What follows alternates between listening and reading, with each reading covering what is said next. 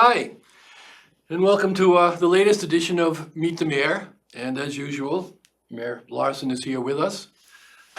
Nice to see you again. Nice to see you, John. So, something really nice happened on Tuesday.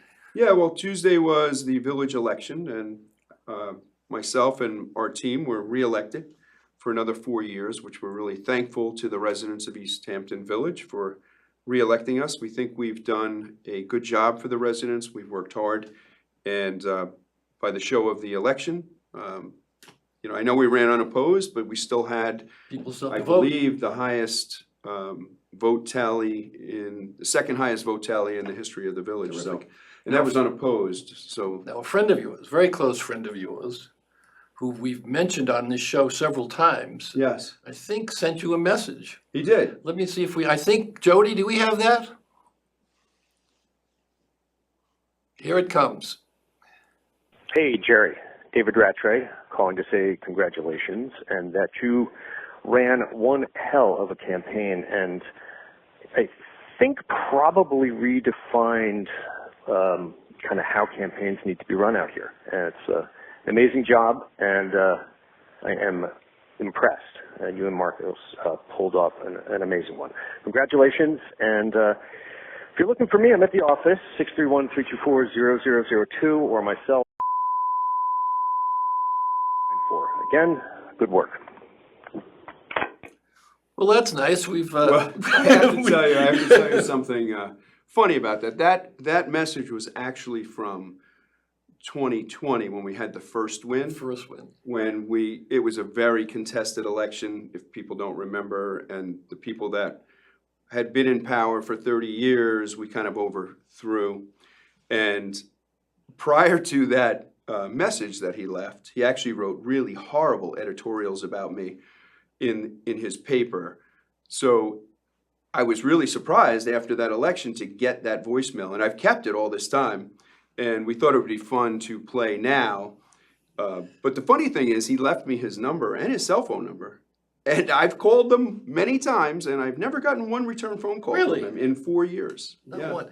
I do remember. I don't think he was on your side to be elected the first time. He's still not on my side. I didn't think he was. He's still not on my a big side. supporter. But I think he's coming around. He did invite me for dinner, Really? but then he had to cancel because his illegal hut, allegedly, his illegal hut that he built on his property, Yeah. and he was charged with by the town, they shut it down. So I guess my dinner reservation was canceled. So That's too bad. I was looking forward to it because it would have been our first conversation. Well, that would be nice if we get the air cleared a little bit. Maybe you'll come down one of these times and we can have a nice chat. I would love. I've offered many times to sit with him, have a chat, have coffee. Let's look into that. There's no response. So Anyway, congratulations. Thank It's you very terrific, much. and we look forward to the next yeah, I 4 look years. forward to the next 4 years, which rolls us into the next question you had. So this last 4 years, we really concentrated on bringing life back to our downtown and loosening up some of the restrictive zoning codes on residential properties and some of our commercial properties. And I think we've done a really good job. A lot of businesses have been able to open under our new code. Under the last 4 years, you've had the Sweet Spot on Newtown Lane, which is very popular. Chutney, which came to town under our administration. There's a Japanese restaurant now. We're right next to Chutney, so we're really happy with that. That whole end of town is now activated, and it's if you go by there now, there's a lot of activity there, and you see people really enjoying themselves. So then we move into the village core. We've had more restaurants open. Tudo Cafe opened, and I've mentioned this before on other shows and in the paper. Really good compliment for me and my administration was the owner of Tudo Cafe, John Paulo, and his wife, Gabby, said to me that they've always wanted to open in East Hampton, but they never wanted to do it under the old administration. And when we came in, we were much more helpful, more friendly, and they were thrilled to be able to open. And now the place is thriving. So I'm really happy about that.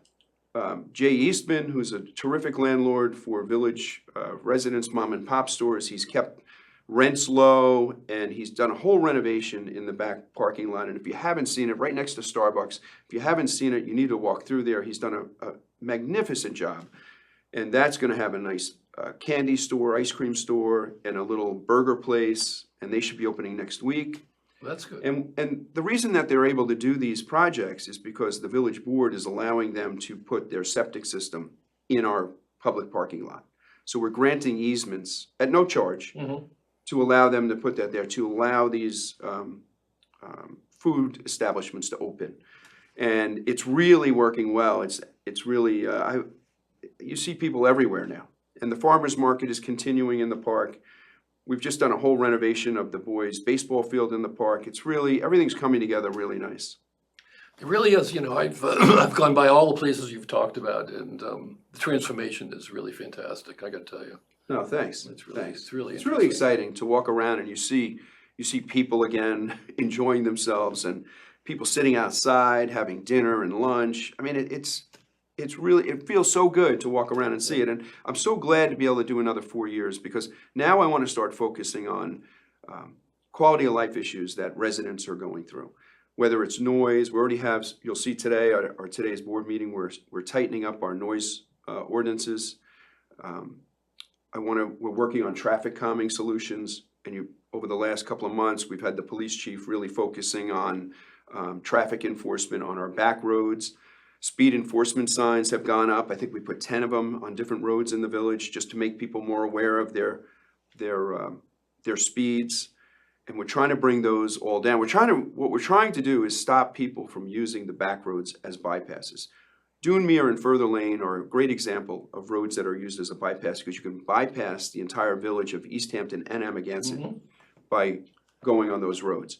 And there are no sidewalks, there's no place for pedestrians, and you have a lot of people out walking, either walking to the beach, back from the beach, riding bicycles, kids on bikes, people pushing baby strollers with their kids. So it's very dangerous. And then you have big trucks traveling those roads too to avoid the traffic. So the idea is to slow it down and try to get the traffic apps not to divert people off of 27 onto these roads to use as bypasses.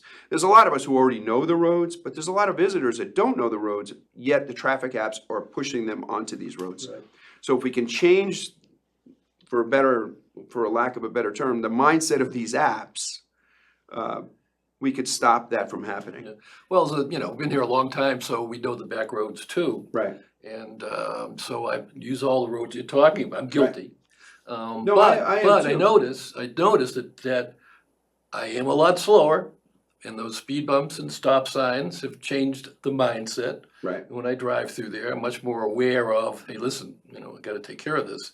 So I think that part is really Yeah, working. it's working well, and I've been working very closely with Fred Thiel and some of our counterparts in Nassau County. And Nassau County, there's 3 villages that are working on legislation to install cameras at stop signs.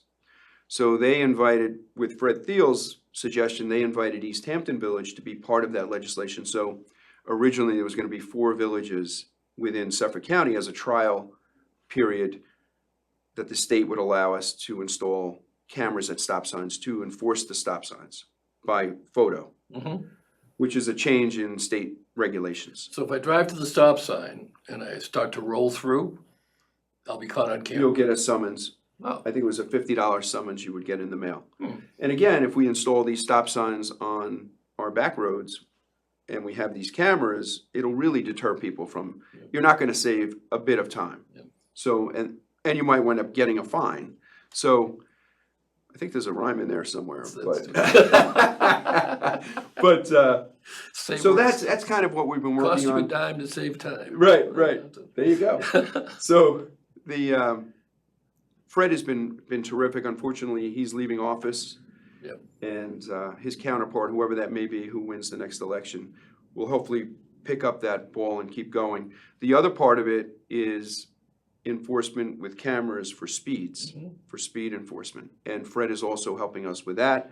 Again, that will have to be picked up by his replacement. Yeah, and I must also admit, say that going on the back roads is very beautiful. It is. So there's some of that too. It's not just not just the traffic part, for me at least. It's just so gorgeous. And it's It is. just- I drive through Sagaponic quite a bit. I used to do more of the back roads in Sagaponic, but now with the speed humps, you really don't save no, it's any not, time at all, so it doesn't really make it's sense. not about saving time. It Right. really is just so pretty. It is beautiful back there. Now, as you look forward, one of the things I think you're interested in is a comprehensive plan for the Yes. town. Tell us a little bit about that. So the comprehensive plan, most villages, most towns have them. They're basically a roadmap for the next 20 years of what the residents of the village would like to see happen within their Mhm. community. So we had one that was done, 22 years ago. And it was, so it's time to do a new one. Yep. It's a very time-consuming project. It's very expensive to do. But we found a company, we've contracted with that company, we've set up a committee already to do this. So over the next couple of years, I believe that we will have the comprehensive plan up to date and good for the next 20 So years. what will be the pieces of the plan? What kind of It things? covers everything. It covers traffic flow, zoning, parking. It really covers every piece of life that you can think about and quality of life. So it's a really important thing to have, and it helps boards, future boards, and our board to follow a roadmap Okay. and stay within the lines.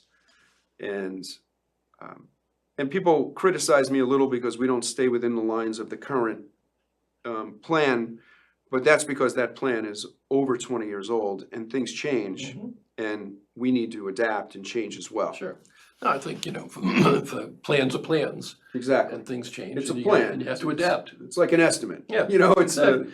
it's there, but you might have to. If we could forecast what the world's gonna look like in 20 years. Right. We Who would have to thought be- we were gonna we have a would be here. pandemic, right? So, It's like that. Well, that's good.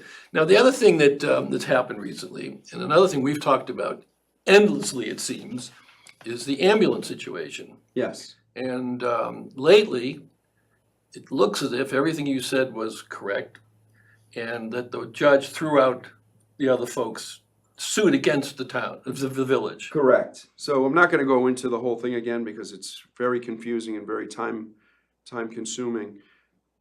However, the judge agreed with everything that I've been saying all along, which was refreshing to see. He actually put a restraining order on this group, we call them the Rogue Group. They put a restraining order on them that they can't act as the ambulance association anymore, and he also granted the permission for the real association to dissolve and end itself. So on July 22nd, there's about $400,000 in a bank account that the real association owns. And that money is, hopefully, the judge is gonna transfer to a new association that has been set up Mhm. for the benefit of the volunteer ambulance workers. So the money, that's what the money was for. It was for the volunteer ambulance workers. And that money will continue to be used for them. They use it for their annual parties, they use it for clothing that they might wanna buy for their members. They use it to take their members on trips to like a play in the city, Mhm. and that money will always be there for them. And the village, this was never about the money for the village. This was always about the quality of service that the village and the contracted areas that the village is responsible for service. The association that was in place that we were able to take out of place was headed on a road of collision and failure because they had no plans on recruiting. They were not they were not recruiting, and they were causing a lot of mutual aids with other departments. So they were really on a collision for failure. And by us stepping in and fixing it, you'll see, especially over the next 4 years, you're going to see how much better the ambulance service is going to be for the residents. So I'm really proud of that. I know we took a lot of grief over it, and we've talked about it a million times. But, getting that confirmation from a judge who was able to see through all the baloney Mhm. that they were trying to say is refreshing, and it confirms your belief in the system. Like I was a cop for a long time, and I've always believed in the court system and the justice system. And most of the time, it is right on the money. Mhm. And in this particular case, it was.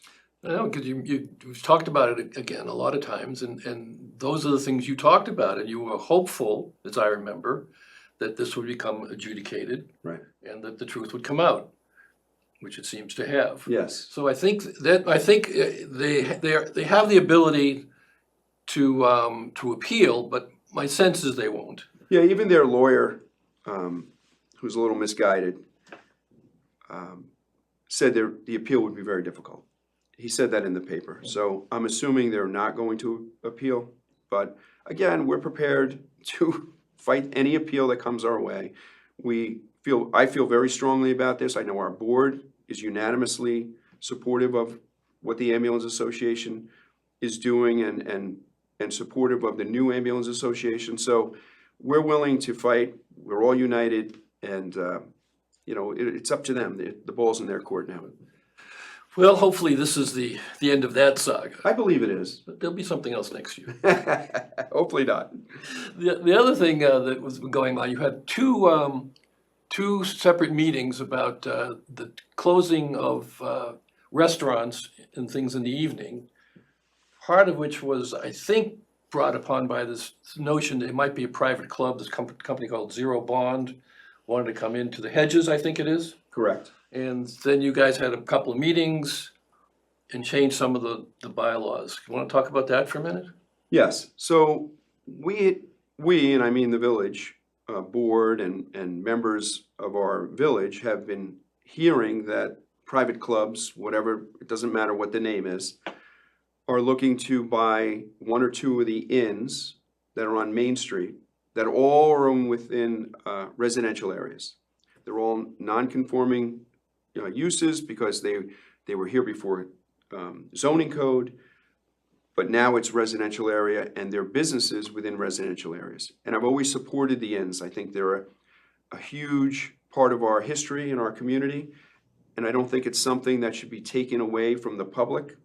The prior administration wanted them to revert back to single-family homes and close. I don't feel that way. I think they should stay open. They should be enjoyed by the public. So we were hearing rumors that these private clubs were going to come in and close them to the public and then operate them as private clubs, which we as a village cannot control that. That's a business decision made by the owners of the inns. I get that part. But what we can control is their operation of late night. And this only affects restaurants and food service within the historic district, which is basically Main Street, from the Hunting Inn to the Hedges Inn, and everything in between, which is the 1770, the Baker House, Guild Hall. So we instituted a law that makes them close by 11 p.m., and that seemed to work very well for everybody. There's still some grumblings from the Maidstone, the owner of the Maidstone. But actually, the owner of the Maidstone, this law doesn't even affect them because their actual closing time is 10 p.m. Because of a zoning board of appeals decision from 1981, which they have to live by. So it didn't even affect them in their. Well, they don't. Complete. Yeah, I don't know if we've been telling them all along, but I think they don't believe that 10 o'clock is real. But they're going to find out this summer how real it is if they go past 10 o'clock. The last 3 years, there's been a restaurant there that's been open in the summer. They've never been open past 10 o'clock, to my knowledge. And we've never had a noise complaint about their operations. And the neighbors, I believe, even enjoyed, from what I hear, the neighbors even enjoyed going there. So if you change that model to something that you want to go late night, it's going to be a problem. As chief of police and police officer for many years in the village, we've had this problem in the past where restaurants that are in residential areas decided to become nightclubs after hours, and the neighbors go crazy, rightfully so.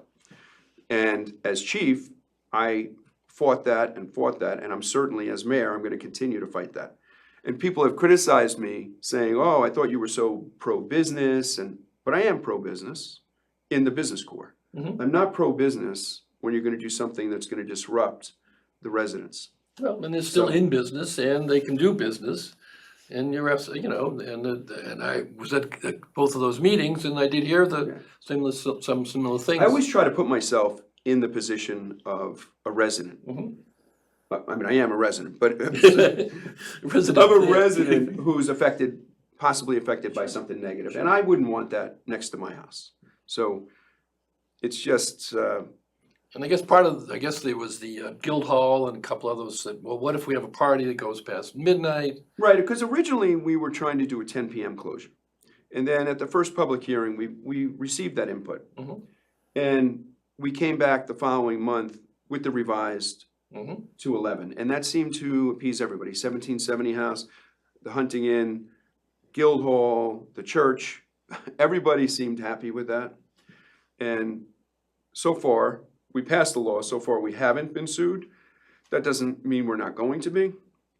But again, it's something that the village board feels very strongly about, and we will fight it as far as we have to go. Good. Right, interesting. And now it's going to be summer. It is summer. It is. And I see somewhere that we did pretty well in the area of beaches. Yes, so we've been trying for the last 4 years to get our main beach back on the top 10 within the country, including Hawaii. And we finally did. This year we're in the top 10, Terrific. along with Cooper's Beach in Southampton. Terrific. So Cooper's Beach seems to have never fallen off that list. We fell off the list a while ago, and I don't know what the circumstances were. It doesn't really matter, but we've been fighting and trying to get back on that list, and we were so pleased that we made it back on that list this year. And it's really all the hard work of Drew Smith and Chris Minardi, who's the deputy mayor, but he's the liaison to the beaches. It's his drive of those beaches. And we rake those beaches and we keep them clean and we keep them really well protected. And we have events down there, that community-driven events. And we have a great concession there now that Susan Seacamp runs, and everybody loves that. She offers breakfast, lunch, and dinner. So it's really such a community beach, and everybody seems to be enjoying it. And I was really pleased that we made the top 10. That's terrific. And I think starting in a couple of weeks on Tuesday nights, we're going to have. First Tuesday of July, we're starting our 4th summer of concerts at the beach. Local bands, we book them, they come up there. It's a great community event. We're up to like 2,000, 3,000 people a night on Tuesday nights. The police do a great job handling it. It's a very family, fun event. Kids are everywhere, and it's really terrific. It is terrific. And it's free. And it's free, and I've been there many times. It is really a lot of fun. And this year, I think you guys are partnering with us, LTV, to videotape Yes. those things, and people can see them on our air. I don't know if Are you going to be live or? I'm not sure if we're live streaming or not, but they'll be able to watch them all summer Right. on the channel. It's But great. I do say, go Tuesday nights. You will enjoy it. It's terrific. You can either bring your own food. I hear that like Fierro's, it's the busiest night of the week for them. People pick up pizza, they bring it to the beach. You can buy food at the beach. You can get alcohol at the beach, wine or beer. Mhm. So it's a great time. Terrific. No, it really is. Last thing, I think we have a couple of minutes left. The park, Herrick Park, you finished the baseball field, and I see the basketball courts all up. Yeah, the basketball courts are very well used. I love that we moved them to the front of the park. And I was driving by there the other day with my wife, and it's packed. And I said, I wonder if it's always been this busy and we never noticed it because they were in the back of the park? Or is it just because people notice they're there and they come out more? But whatever the case may be, it's terrific. And we're going to do a dedication to the family. As you know, Yep. the basketball courts were originally built in memory of Roy Mayberry, Mhm. who was a high school superstar basketball player that had a scholarship to Princeton, I think it was. Princeton, Yep. absolutely, Princeton in New Jersey. And unfortunately, he drowned at Abraham's Landing one summer. And Coach Petrie, who was the big coach back then, rallied the residents in the 70s, and they built these beautiful basketball courts and dedicated to him. And the reason people ask, why did we move them from the back to the front? And it's a very simple reason. They really prohibited the baseball field and the soccer field and the football field from being a regulation size. So by moving those to the front of the park, we could actually have basketball courts in the front, and we could have a regulation football field and soccer field by removing they were an obstacle basically from I remember. becoming a regulation size field. So we thought that was the best of both worlds, and I think it really paid off, because when you drive by and you see how many people are enjoying those basketball courts, it's really. It is. In fact, I agree with you. I drove by the other day, and it was my wife. Said, "Look, the kids are all out. It's just It was terrific." incredible, and Oh, they it's had great. some. I don't know what they were doing there the other morning, a Saturday morning, and it looked like they had two teams and they were having Yeah, they were really going at it. terrific games. It's terrific. Now, is that sort of the end of fixing the park, do you think? Well, right now we're finishing the boys' baseball field. Mhm. We put up new dugouts and backstop, and we moved it back a little bit to be in line with the tennis courts. So if you walk, and we extended the sidewalks, they're 8-foot sidewalks now. And once that's done and those fences come down, then that part of, all the playing fields are done. And then we're gonna focus on the swing sets and that whole area right off of Newtown Lane. It's really for the smaller kids, so we really need to redo that. And it's gonna take some fundraising. We don't have a lot of money right now in the foundation. The foundation is the one that raises the money and then gives it to the village to do these projects. So we're looking to raise more money to do that part of the park. And there's a lot, at the last board meeting, I don't know if you saw it, but we had some moms, young moms with young kids that came out and were really telling us how much they need the baby swings back. We lost one swing set, so we only have 3 baby swings. We used to have 6. And I guess now they have to wait online, which is really quite a thing. And a lot of them were saying they're going to Sag Harbor because they have a better kids area. And we don't want that. We're not going to have that. They're not gonna have that. gonna We have want that. them to stay in East Hampton and, enjoy our park and then utilize our business district. So Well, from my own perspective, we'll get there. the park looks so much better Oh, thanks. in the last few years. It really is terrific. And as usual, we run out of time, Yes. and that's it. Listen, thank you so much for joining us, and thank you, Mr. Mayor, and good luck Thanks, with your John. next 4 years. Thank you very I much. look forward to sitting with you We for have the a lot next more, 80 months and Yeah. things to talk about. Thank you Right. and goodbye. Thank you.